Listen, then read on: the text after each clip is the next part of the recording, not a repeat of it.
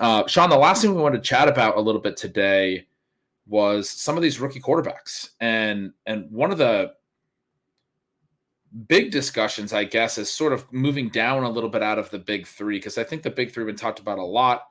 I don't know if you want to discuss them a bunch more. Caleb Williams, expected to be the number 1 overall pick, to be going into a Bears situation that looks like it's going to be one of the more favorable situations that a number 1 pick has stepped into in a long time, which is fantastic, obviously, for him and for Bears fans.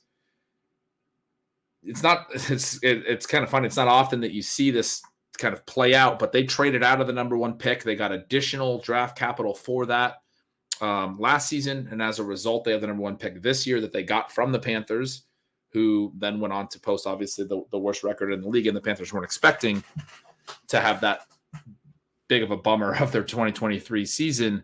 But the Bears, using those additional assets, have been able to acquire a lot more talent. They trade some draft capital to get Montez Sweat in season last year. He helps their defense look a lot better down the stretch. They trade some more draft capital this offseason to go get Keenan Allen. So they don't actually have a ton of picks, but they do have 2 in the top 10, only 4 overall. Very fascinating situation. I got asked a bunch of questions about our Bears conversation, Shawn, and why we didn't talk a lot about Odunze. I just kind of want to mention some thoughts there where I do kind of think they might trade back out of that spot, but they might add Rome Odunze as well. He's been mocked there really heavily, and regardless of whether they add him or not, it's going to be a very favorable landing spot for Caleb Williams. Jaden Daniels expected to be the number 2 pick, odds-on favorite at this point. Sometimes these things can change, but he does seem to be the heavy favorite. Drake May feels like a pretty heavy favorite to go number 3 to New England. That's the way that I've been kind of reading it. I guess, do you have any thoughts on the number 2, number 3 guys before we jump into the discussion of like number 4, 5, 6? Well, as we kind of look at this QB landscape, I did think it was, worth getting your thoughts on some of the other situations as well and painting the full picture like we did with running backs. For me, as I break this down, I have 22 situations where I think we have clear starters. And then we have 4 situations, the ones that you were just kind of going with there, or 3 of them, where Chicago, Washington, New England, and then I also have Minnesota in that group, where it seems like unless their plans are foiled, and we do have some wild cards, but unless their plans are foiled, those teams are going to go into the season with rookies as the starter. Then I have one additional one that I think is a virtual lock to go in with a rookie starter, and that will be the Denver Broncos. I have with 2 battles. Obviously, there's a fairly clear favorite in each of the 2 battles, but that would be the Pittsburgh Steelers and the Seattle Seahawks in terms of who their starting quarterback is going to be. And then I have 3 teams that are kind of labeled as clusters, where you have the New York Giants, you have the Tennessee Titans, and you have the Las Vegas Raiders. I guess I'm not seeing anything with the Titans necessarily being connected to these rookies, but you do get plenty of mocks where the Giants either stay put and make a move or kind of try and work their way into that group and target the JJ McCarthy type of pick. Certainly you have situations where the Raiders either make that big trade up or are taking their favorite between Nix and Penix. So in terms of the breakdown of the QB situations overall, are there any situations that you're reading as, clearly different or likely different than what I had there? I wouldn't say there's any that I would feel strongly different about. I think I guess I would just emphasize that if there are 22 that feel decided, that the other 10, look, that's a lot. It's a third of the league, right? And that's how I've been feeling as well as I've been doing these early drafts. As you start to get into the late stages, and one of the things that happens is even the ones that feel decided, we sometimes don't get 17-game seasons from these quarterbacks. We have a lot of injuries. we're going to have a lot of injuries. We always do. I don't think people recognize how much in a typical season, there's typically about 50 quarterbacks that start an NFL game in a typical season. Let's just put it that way. There's about 18 more than the 32. Or at least that was the number from a couple of years ago. I would guess that was actually probably higher in the last maybe year or two as we've went to 17-game seasons. But often, that doesn't mean 18 teams are starting multiple quarterbacks, because often you have a team that starts like 4 different quarterbacks over the course of one season. There are, but I think that number tends to shock people whenever I bring it up, is that there's, it's not like there's 4 teams that don't have a full-time starter. And so there's like maybe 36 quarterbacks that end up starting a game. It's quite a bit more than that. And what I would say is, I think in looking at the current landscape, there's a lot that I feel confident in saying these guys are not going to start 16 games, or they're big threats to not. Even some of the ones that you would probably say are the clear starter, like Deshaun Watson, for example, probably a strong bet to start the whole season. And I think is probably undervalued, as much as we don't necessarily love the human being, probably undervalued in current drafts, from the respect that, his contract is so guaranteed that they got to go forward with him. But I think there's risk, at least, that if he has a really bad season again, that they decide to sit him down for a period or something, because that's just been a really weird situation, basically, since he's gotten to Cleveland and since before that. The other situations you discussed, the Pittsburgh situation, the Seattle situation, I think Derek Carr in New Orleans, very strong likelihood to start all season, but who knows how that actually plays out. Bryce Young, similar. If he has another really bad season in year 2, does he end up eventually just getting benched to sort of protect him from himself and from the media and those types of things?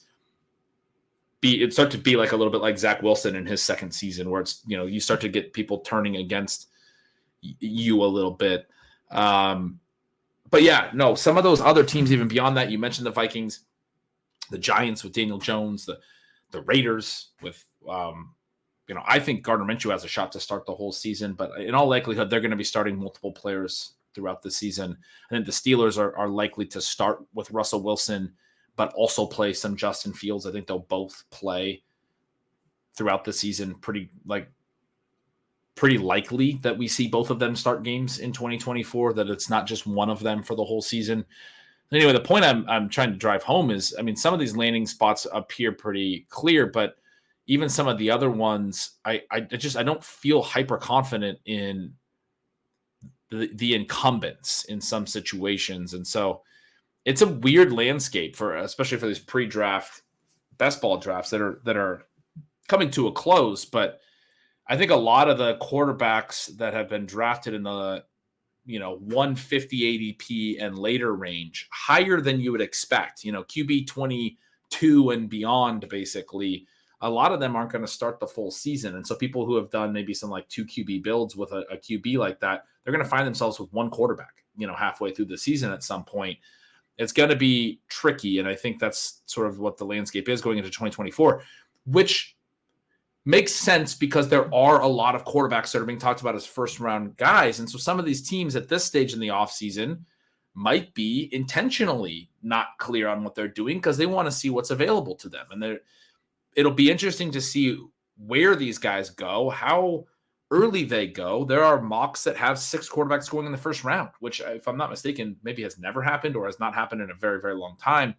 And so I've seen other people point out that those mocks aren't going to happen because it's never happened, which, we love to kind of joke when people look at trends of sample size, whatever, 20, and like the last 20 years, there's never been X amount of quarterbacks go. These types of things don't happen until they do happen. This is a class where we feel pretty confident the first 3 picks are going to be quarterbacks. So if you're going to have 6 go in the first round, it's probably going to be a year where you got 3 quarterbacks going in the first 3 picks, and it opens up the door to start getting to 4, 5, and maybe 6 in the first round. If those 3 do go in the first 3 picks, it seems like JJ McCarthy also could go 4th. There might be a trade up for him to go 4th or 5th. I think his over under is 5.5, if I'm not mistaken, and is being bet to the under, if I'm not mistaken. I'm not 100% sure on that, but that there is a pretty strong expectation that if the quarterbacks do go 1, 2, 3, that we'll see a trade into the 4th or 5th spot for somebody to come up and get McCarthy. A lot of people thinking that's going to be the Vikings. That's been the discussion point, at least.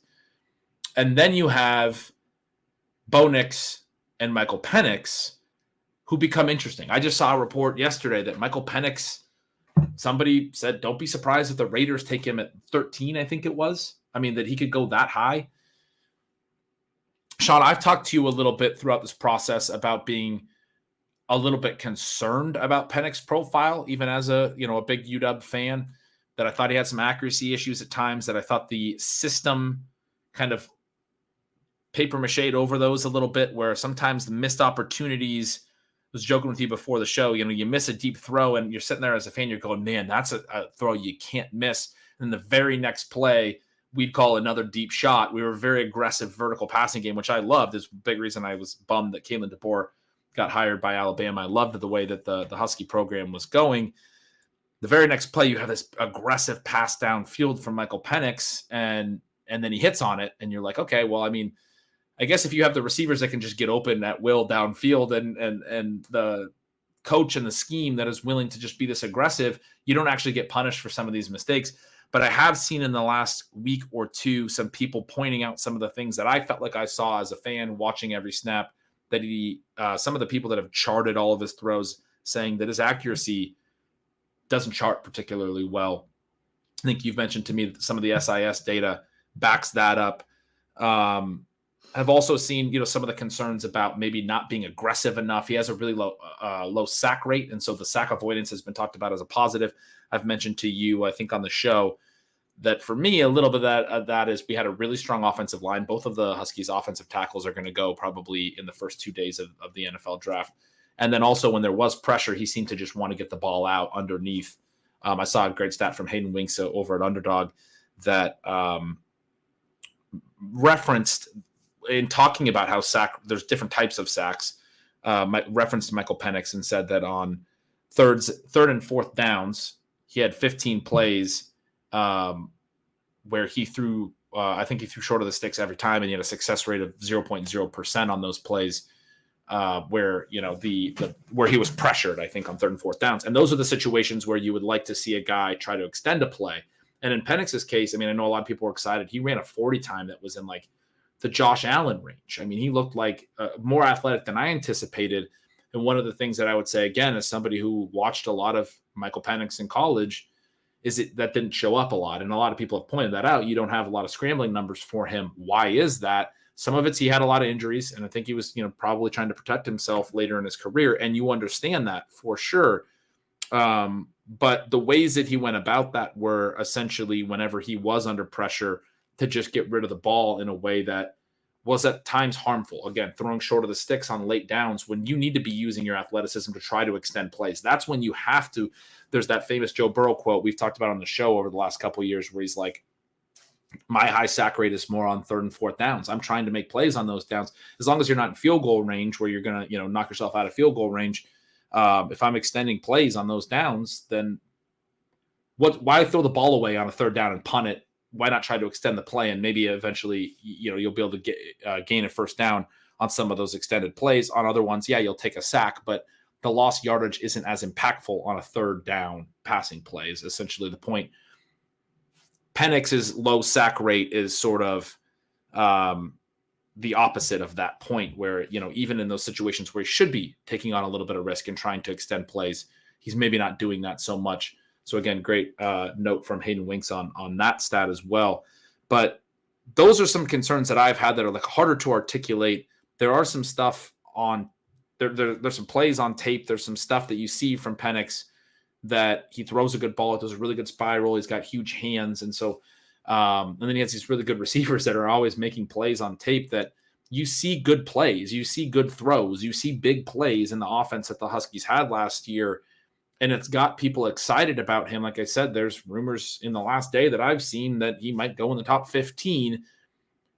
I worry when I start to see this stuff in the data and then some of the charting about his inaccuracies that I felt like I was seeing, and it's starting to validate that for me. I worry that he might be somebody that people are getting a little bit too excited. But another big stat on him is that he threw outside the numbers into the boundary a lot and was not as good over the middle and didn't throw to the middle of the field as much. You got to be able to make those throws at the NFL level. when you have dominant outside wide receivers, when you have Roma Dunze and Jalen Polk and Jalen McMillan, not so much, but those two, you can throw a lot of fades to the outside and they can beat college cornerbacks, but you're not necessarily going to have that set up at the NFL level. So those are some concerns I have about Penix, and I was sharing them with you. And you mentioned that you have been doing some research for a piece that's going to be coming, but basically where you have some really positive notes about Bo Nix. And I'm really excited to hear those. I had mentioned to you that when I'm getting into some of these 3 QB builds in my drafts where I'm worried about the quarterback game started element, if I draft a Matthew Stafford or an Aaron Rodgers, one of these older quarterbacks where I'm a little bit concerned that they're going to be able to stay healthy as well. I mean, some of those guys are going to get hurt too. If that's my QB2, then I'm starting to look in the late rounds at these young rookie quarterbacks that maybe will get some late season starts or later in the season starts as a QB3. And I've exclusively taken Bo Nix over Michael Penix, not because I am necessarily in love with Bo Nix's profile, but I do think it's a higher floor profile. The big knock on him isn't pushed the ball downfield enough in college, a lot of underneath throws, a lot more just accuracy generally, but not maybe like, I remember looking at PFF's charting, the big time throw stat that they have, that Bo Nix's big time throws very low, but also only had like 1 turnover worthy play. So, compared to like a Penix who had a lot more big time throws, but also a lot more turnover worthy plays, or a decent number more turnover worthy plays. It's just a different system and a different profile coming out of those college systems. But you had some really favorable notes about Nick, so I'm excited to hear that. I think those 2 guys, for a lot of people, they've been going back to back in best ball ADP. They are the QB 32 and QB 33 right now. In the mock drafts, there's been a lot of discussion about whether they're the QB 5, which of them is the QB 5, whether one of them or both might go in the first round. It sounds like at Stealing Bananas, we're going to have a pretty strong opinion on that discussion. Perhaps. I mean, Ben, I'm absolutely in love with Bo Nix, and so it seems like we could get that whole situation going down completely in flames. We really have 3 separate things that are interesting here. We have the best ball or fantasy ADP landscape. We have the reality draft scenarios that are going to play out in about a week. And we have the reality profiles and kind of where we are with those guys. One of the things that I like to look at for the QBs is the FFPC Superflex drafts, because the lesser or the lower down QBs are very, very relevant in that format. It's a fantastic format, maybe my favorite. And you look at round 9 and you have QB 28 is Bryce Young. We know what happened with him last year. QB 29 is JJ McCarthy, which is interesting when you consider that people are pretty excited about him at this point. And then QB 30 at the 10:01 is Russell Wilson, which anytime that you're being drafted in round 10, where there's still plenty of other relevant players going, but you're not the highest drafted player on your team. So Justin Fields is going in round 8, even though he's the backup, because there's just such a gigantic difference in what the actual scoring profile is when those guys are actually on the field. So I think that part is interesting. I don't think that fantasy managers are necessarily betting on Fields to start, but they're betting on him to be worthwhile if he actually is out there. And certainly you're going to have a segment of the drafting population who probably, like me, is overly enthusiastic about whether or not Fields is actually going to see the field. You get then to early round 11, and you have Daniel Jones at QB 31, which is interesting because so many teams or so many individuals are projecting them as a team to add one of these rookie QBs. And then Jones as someone there who, with the injury, with the potential competition, but I mean, Ben, at QB 31, his actual profile is so intriguing. And certainly if they go with Malik Neighbors or Marvin Harrison, as opposed to giving him QB competition, then you're going to see I would assume you're going to see a pretty meaningful bump. But where it gets interesting relative to what you were just saying is Michael Penix is QB 32. We then get Gardner Minshew at QB 33, which is an interesting one because we don't really know what the Raiders are going to do. You get Sam Darnold at QB 34, and these guys are like in the 13-14 range. And Sam Darnold almost certainly is not going to finish the season as the QB for the Vikings. And then you get Bo Nix early in 15 as QB 35, with then another massive tier drop after that. So really the last guy that people are saying, well, we think this guy could be a starter. But Bo Nix is going behind players who probably are not going to finish the year as starters. And for me, it seems almost impossible that Nix won't be. And when you talk about this element of, okay, 6 QBs haven't gone in the first round, and we think that's not very likely. Well, exactly as you explained it. I mean, you could have them go 1, 2, 3, 4. And even if that doesn't happen with McCarthy, and I think in some ways it would be a little bit silly and a little bit surprising if he does go at 4, he's going to go in the top 10. And then you just need to have the 2 more. And what we have with the Denver Broncos is a situation where their QB is not getting drafted in the top 41 picks, which means that people are essentially saying it's going to either be Michael Penix or Bo Nix, but we're still not drafting those guys.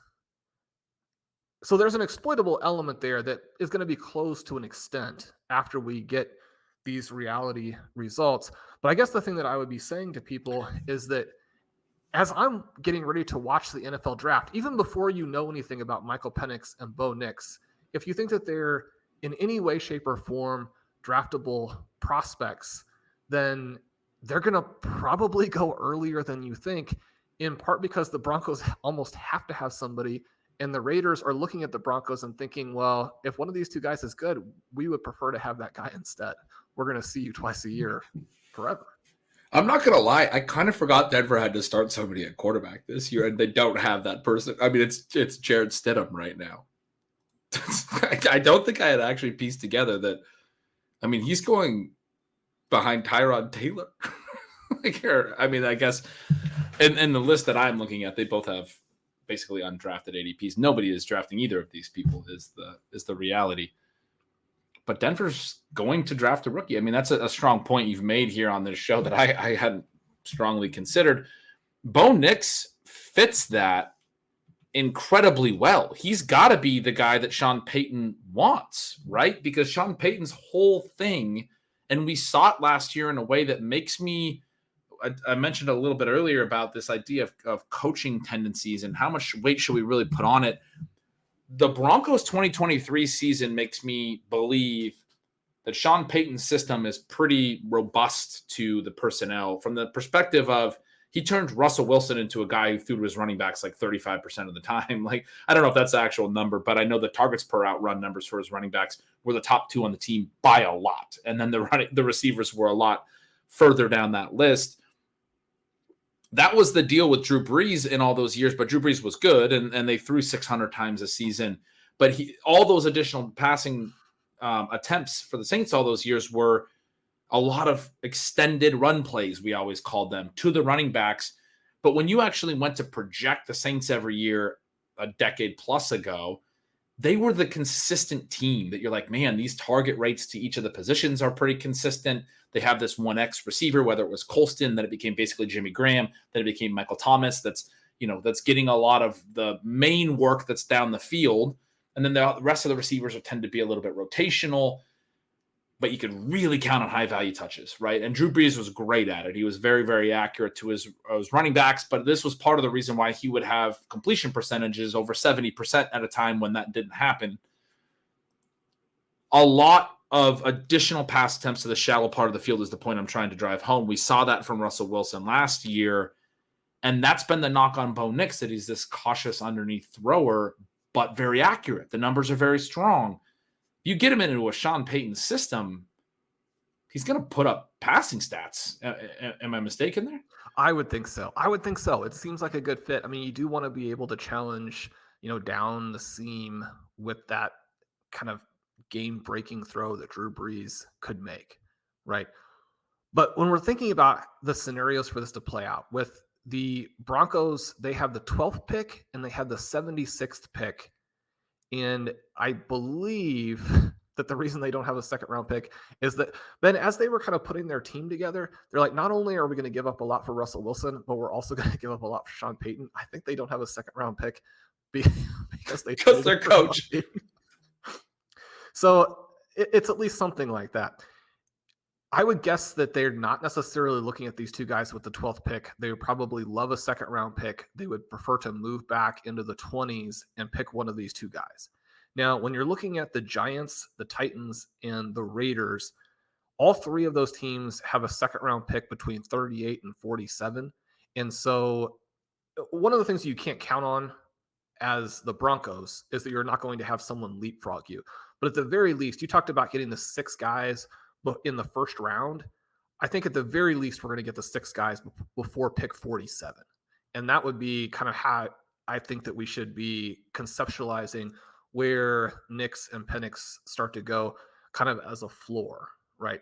But I mean, you've teased this a couple of times now. I do very much appreciate that. I'll have more detail even in the article. It's just easier to get the information out that way. But I do want to give some interesting stats on these guys because there's a huge contrast between Nix and Penix, at least in the way Sports Info Solutions has charted some of the results. And again, some of the results are just based directly off of what happened on the field.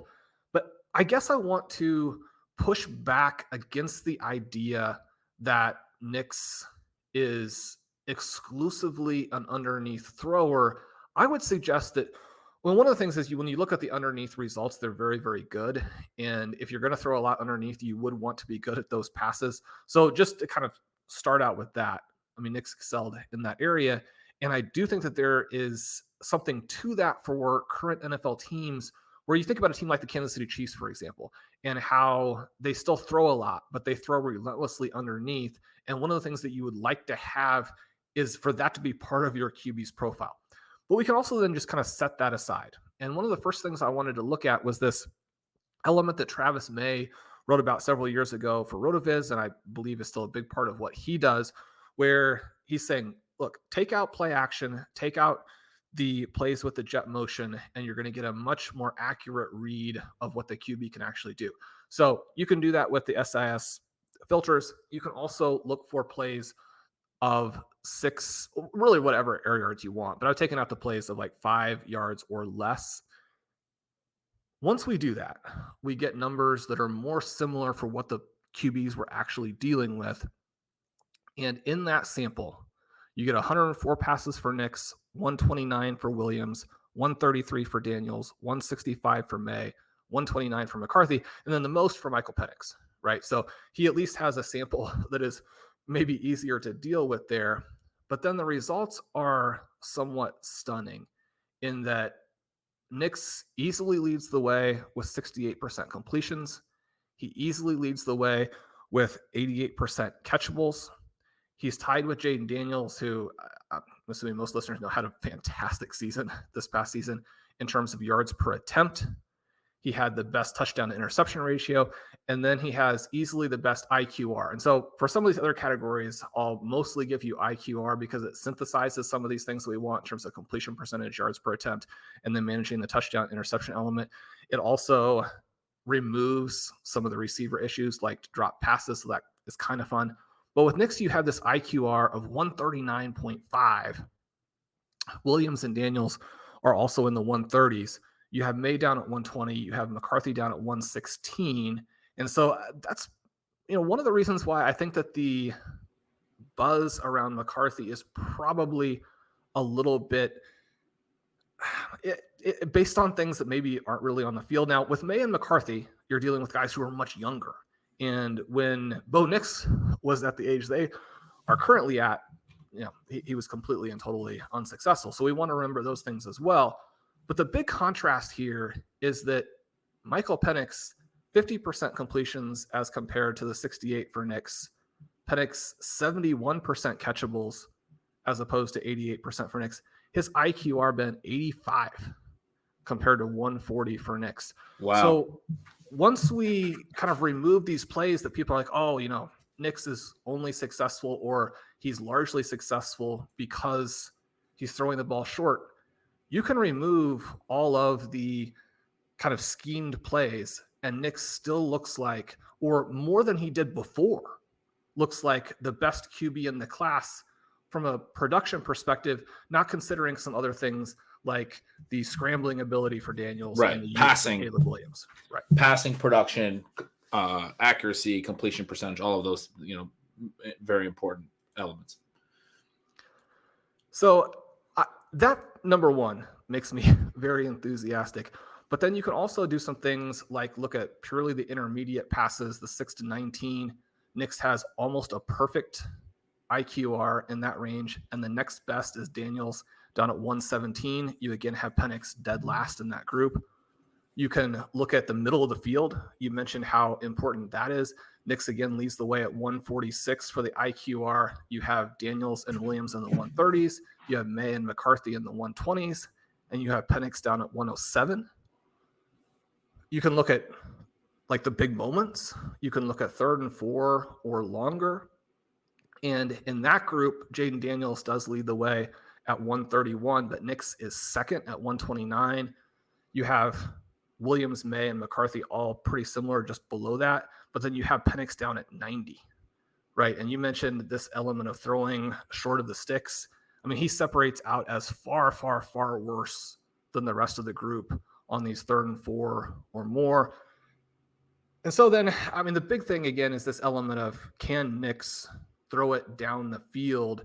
And looking at the 20 plus passes, he had just a few more than McCarthy and Jaden Daniels in that same range. You have Caleb Williams with 62. You have Penix at 104 here. And I think the thing that people like and the thing that people are grabbing onto with this arm talent element with Penix, and then to a somewhat lesser extent, but a similar type of way with Drake May, these guys are willing to push the ball. And I do think that matters. And I think it's something that you should give them credit for. Unfortunately, the completion percentage on these 20 plus air yards passes still favor Nix over Penix. Their on target numbers are pretty similar. The interesting thing, Bo Nix averages 3 more yards per attempt on that type of pass. He has a better IQR on that type of pass. The guy who really stands out in this category is Jaden Daniels. And I think the thing that we have to consider contextually for maybe not Daniels versus Penix, who Penix has these receivers as well who are going to be drafted very early. Daniels versus Drake May. I mean, Daniels was throwing the ball to Malik Neighbors and Brian Thomas. And so if he didn't have numbers that reflected that, it would be a pretty big concern. His numbers do reflect that. His to that point percentage is much higher than anybody else's. So Daniels didn't limit those guys, which is something to keep in mind. To that point, Penix probably had the next best receivers, right? He had Rome Odunze and 2 more guys that tested incredibly well athletically, all 3 of them incredibly well athletically, that are going to go, it sounds like, on day 2, probably. I mean, we just were talking before that it surprised me as a guy who really liked to watch Jalen Polk that you were mentioning to me, you've seen him still in the first round of some mocks, which is, it surprised me how much other people are in on him because he was somebody who would disappear at times. I mentioned to you, there's a couple games late in the season, the Oregon State game, the Washington State game, he goes catchless in both games, and he's playing in those games, and they were close games, and they were games that we needed to win. We were undefeated, and this is part of the reason that you'll never find me saying a bad thing about Rome Odunze, because McMillan was still banged up at that time, and Polk was kind of shying away from some key spots, but Odunze was always the alpha for Washington when they needed him and always coming through. And I think the biggest opinion I have of that wide receiver group is that he should be going as high as he's going and is rightfully looked at as a very, very good wide receiver prospect. But yeah, Penix was throwing to him, was throwing to 2 other wide receivers that made plays and were good enough that they're going to go in the earlier rounds probably, and certainly at least get drafted. And then also both of their tight ends got invited to the combine and are guys that might go on day 3 or something like that. So that Penix's numbers are as bad as they are, like you were just saying the opposite for Daniels, he was able to support those guys, is concerning. So I think we have a pretty good grasp on what to expect from these quarterbacks, or at least I would say I do, hearing you talk through that. I feel good about Caleb Williams. I feel better about Jaden Daniels hearing you talk about him than I did a little bit, because the concerns that I've seen floated around on social and some of the tape that I've seen, say he invites contact, that he runs and tries to run guys over, that he's like dynamic like a Justin Fields, but rather than having, recognizing that he's smaller like Justin Fields, that he thinks he's Josh Allen's size, basically, I think was a quote that I saw from somebody at some point this offseason. I wish I could credit that, but that he's like inviting contact like he's Josh Allen running down the field, but he's not that big. And so he takes a lot of big hits from like linebackers at the second level that he doesn't need to take. And hopefully they can coach that out of him a little bit. But the thing that also shows up in the numbers is that he has really strong ability to create broken tackles and to get yards after contact, which, I mean, you probably don't want him doing those things, but if he's going to do them, you want him to be this kind of transcendent type of player. Sure. And so when I'm the name that's been floated for me, and certainly as I've dug into the numbers more, does seem to be at least like, I mean, nobody's Lamar Jackson, but I think it's like vaguely realistic to mention Jaden Daniels in the same kind of category there. And then on the flip side of it, with talking about an older passing prospect who, had to change schools and do some different things like that, and was old, but then puts up an extraordinary season that people question because of the age and question because of the weapons around him. And again, pattern matching to one guy probably is just much more dangerous than insightful. But I mean, you're talking about Joe Burrow. I mean, you're talking about Jaden Daniels being a mix between Lamar Jackson and Joe Burrow. I don't understand how that's not like your highest exposure in best ball. Sure. Right. Because, I mean, think about what that is. So, and the numbers really do back it up in terms of what Daniels was doing. Now, one of the things is he doesn't have the same aggressiveness down the field as Drake May or Michael Penix, but you also have to ask, I mean, do you want that? I mean, you want your offense to be extremely effective, and the efficiency numbers in a wide variety of categories for Jaden Daniels are extremely impressive. And yeah, we know the receivers are good, but there are other guys who had good receivers and it turned out that it was all of them, right? I don't think that we can ignore Jaden Daniels, because the other thing I would mention too, and again, we're not dealing with massive samples at the QB position, and so you want to keep that in mind. But when we're talking about guys who are drafted in the first round, the first 45 picks, what have you, we're talking about a 50% bust rate. When you break down the young guys versus the old guys, it's not as much of an issue within the top 10 in terms of what the differences are. And it's certainly not as much of an issue when you're talking about guys who are going in the top couple of picks.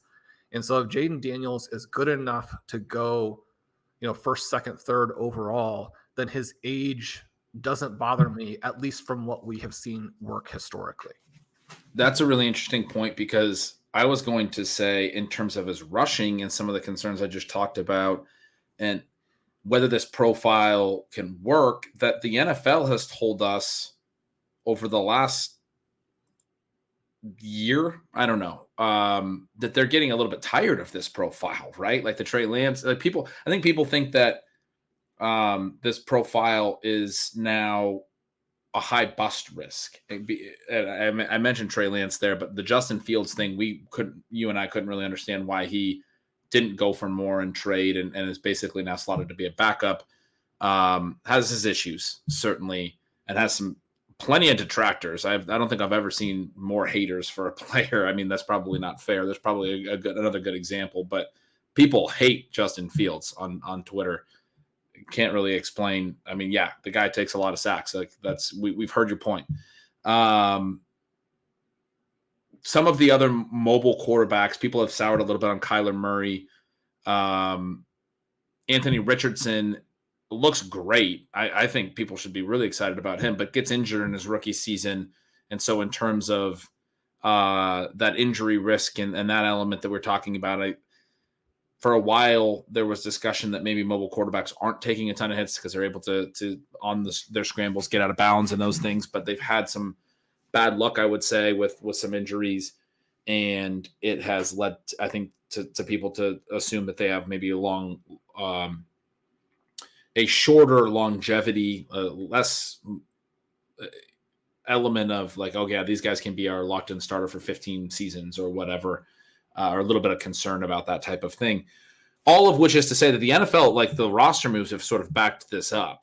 You don't usually see a guy like a Trey Lance who went as high as he did and never really got an opportunity just get stashed as a backup and not have some other team also want to take a chance on that profile. And then the same thing happens to Justin Fields. And the point I'm trying to drive home is, despite all of that, Jaden Daniels is still going to go top 3. And that's at least the impression we've gotten. And assuming he does, you said despite his age that he's going to go top 3. The NFL knows these things. And yet, for all intents and purposes, Daniels has been considered that type of a prospect, a transcendent version of this type of prospect that even in an NFL that right now is not super excited about that type of prospect. Washington, in their history, took a similar prospect, Robert Griffin, and ended up having injuries sort of derail his career. And maybe they would be more averse to some of the risk, as, obviously it's a different ownership group and everything else, but maybe there would be an argument that they should be a little bit more averse to the type of player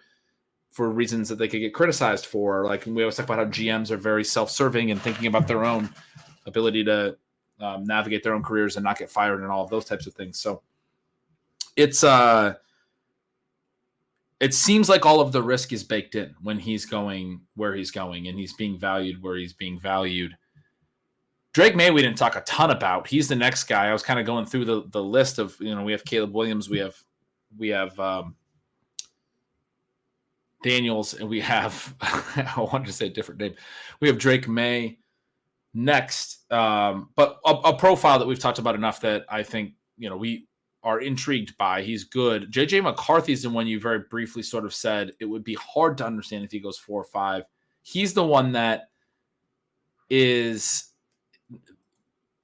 I think, more controversial. He didn't throw a lot of passes ever in college, is frankly like the simplest way to put it. He didn't ever throw for big passing numbers. Michigan was sort of a run-based offense. You talked about some of those numbers where you're pulling out play action and some of that stuff. Michigan did a lot of what they did off of play action, and that's just the way that they ran things.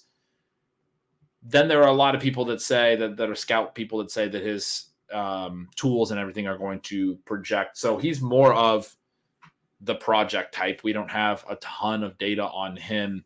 I think his risks have been discussed enough. And then behind that, Nix is, it pains me to say as a UW alum, but our bitter rival, the Oregon Duck here, is the intriguing upside prospect, whereas Michael Penix is maybe the buyer beware prospect. And for Penix, he's somebody who had a lot of injury concerns and stuff, and that's usually cited as a reason why he might not go in the first round and fall out of the first round. But when you start talking about those injury elements, plus some of the concerns about him as a passer, that's when I think you got to be really concerned. So yeah, an intriguing rookie quarterback class for sure.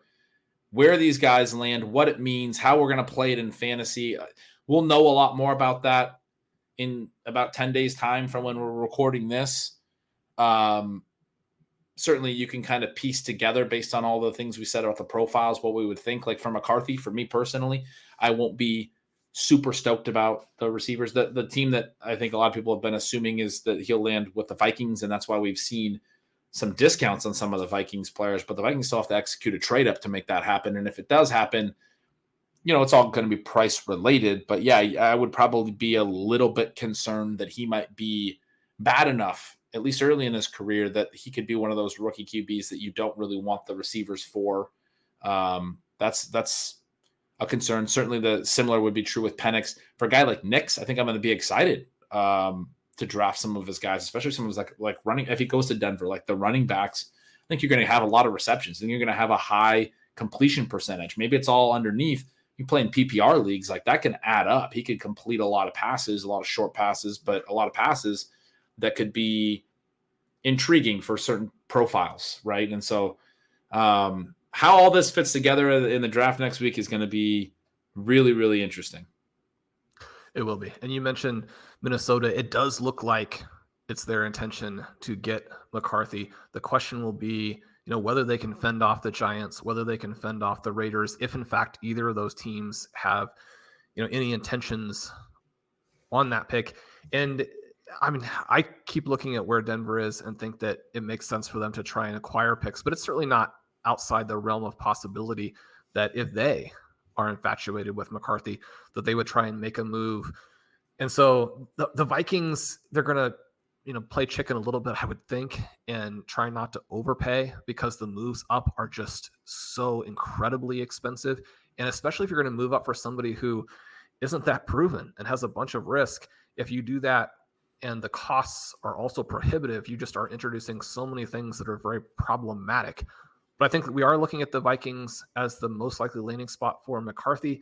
And then, you have that question of how do the other teams see the fit? Would Bo Nix be the right guy for a Marvin Mims, for example? So that might be kind of the interesting contrast where I think we'd be excited about Nix, excited about some of the things. Does he hurt Mims as opposed to Penix, who maybe can't make most of the plays, but be willing to chuck it out there to him? That's an interesting question. One of the things that we didn't even really get to with Nix is just how extraordinary the ability to avoid sacks for him has been, and some of the rushing numbers that he has had in the past, some of his ability to turn these scrambles. You look at 2023, and actually a bunch of the top prospects had their rushing numbers fall. But if you look at 2022 for some of these guys, you can actually start to get pretty interested in them as mobile quarterbacks as well.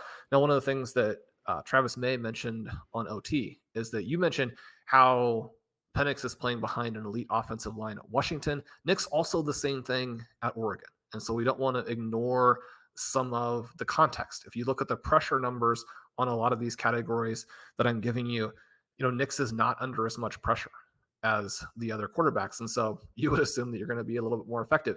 And you have a little bit of the chicken or the egg element. How much of it is him? How much of it is the offensive line? How much benefit is he getting from that? There are plenty of breadcrumbs suggesting that Nix is not going to take sacks. And so one of the things that people were very concerned about last year with Howell, which did come into play, was his sack rate. I think you're going to be at the very opposite end of the spectrum with Bo Nix. And as a result, I expect him to start day one and to play then the full 17 games. That's my bold prediction to end this episode. I love that. That'll be a good way to close it out, and certainly would be fun. I mean, I think we want to see the uncertainty in some of these spots. I was just talking about the McCarthy thing, but I mean, there's ways that he could be, he's a project. He's a projectable player, if you will, but that doesn't mean that a lot of these comments about him being pro ready and having played in these pro system for Harbaugh and all this other stuff doesn't necessarily pan out and be true. And that he's not capable of outperforming some of the limitations in a statistical profile at college in terms of how that, projects or how that looks on paper. We always like to lean into uncertainty at least at certain price points and things like that. So, it'll be fun. It'll be fun to see what trades happen and how these things play out. If Minnesota does in fact move up and get McCarthy, as you said, those other teams that are going to be interested. I was sitting here looking at the draft order and Denver being, so Minnesota's at 11, Denver's at 12 in terms of trade up candidates. Minnesota has a slight edge there. And then they also, obviously, it's been widely discussed, but they traded back into the first round with a second pick. And so potentially could package both of those. But if they do move up and if they do go make that pick, then you have Denver at 12 as the potential Bo Nix landing spot. I mentioned that the Raiders had been rumored as, a landing spot for Penix at 13. There's a lot of teams near the top that need a quarterback and are interested in a quarterback. The Giants, I don't think, want to be left without a quarterback in this situation. You talked about in round 2, being sort of the backstop, and you picked out their pick. They have the 15th pick around 2, that 47th pick overall as a possibility for maybe where Penix ends up going or something like that if he does slide a little bit. But yeah, enough spots and enough intrigue to carry us. It's going to be fun. It definitely will. So again, join us for live day 2 on Friday. This has been Stealing Bananas. I'm Shawn Siegele. With me, as always, is Ben Gretch. Follow him at Yards Per Gretch, at Stealing Signals, at Stealing Lines.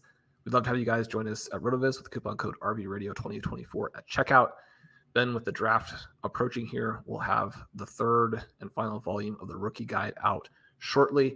We also appreciate everyone who is listening to the Stealing Bananas shorts, and we'll probably continue to do this. This has been working out very nicely. So let us know anything you need us to do to help you out. If you can, leave us a rating and review. That helps us out with the algorithm. We love you guys. We'll talk to you soon.